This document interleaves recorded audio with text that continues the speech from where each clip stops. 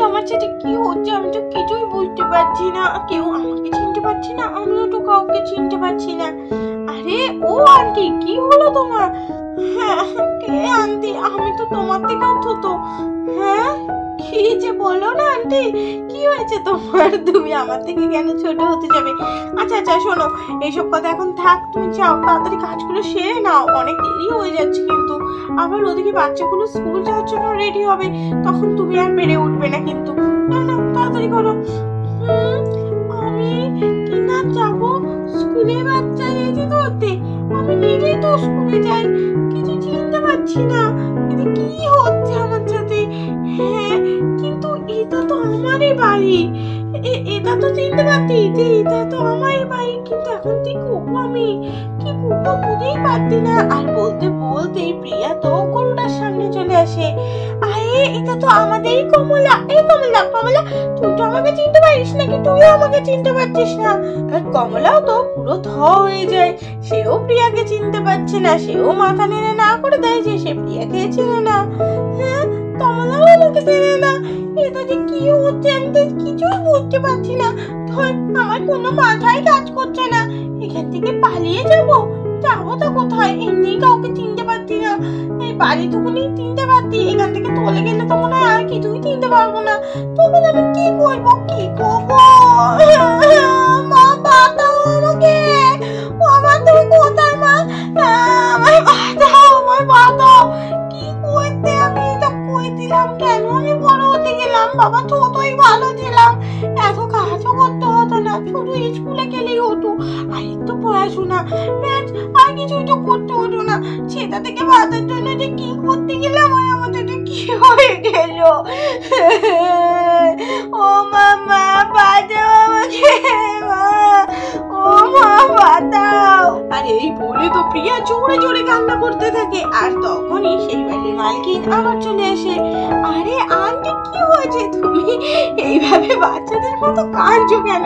তোমার কান্নার আওয়াজও শোনা যাচ্ছে, হাসিও কিন্তু পাচ্ছে আমার খুব।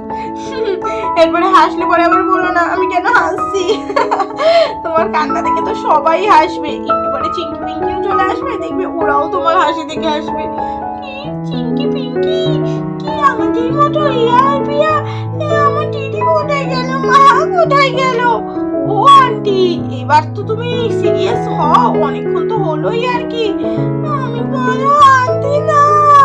আরে আন্টি শোনো, আরে পালাও পালাও, বাঁচাও আমাকে, কে চলে বাঁচাও, ও মা, মা বাঁচাও। আরে আন্টি, ও আন্টি দাঁড়াও। আন্টি তুমি তো বড় হতে চেয়েছিলে, আর বড় হয়ে তুমি তো আমাদের বাড়িতে এসছো কাজ করতে, কেন চলে যাচ্ছ?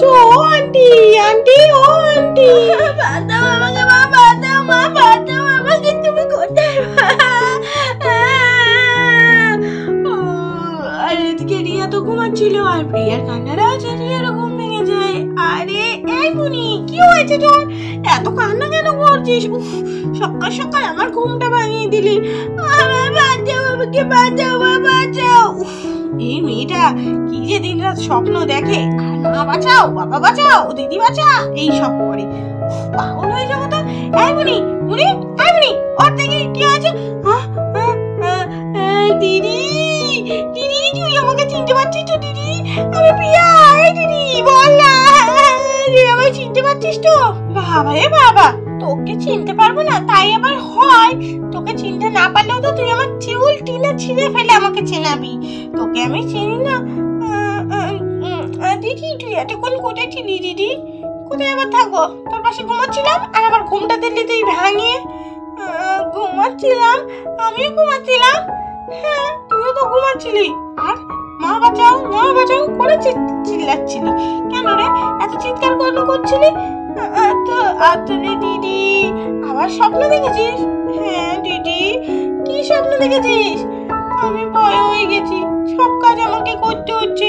কমলা আমাকে চিনতে পারছি না, বাড়ির লোকগুলোকে আমি চিনতে পারছি না, তাই আমাকে মার্কেটে অনেক কাজ করাচ্ছে, শুধু বাড়িটুকু নিয়ে চিনতে পারছি। কি যে আমার সাথে হচ্ছিল আমি কিছু বুঝতে পারছিলাম না।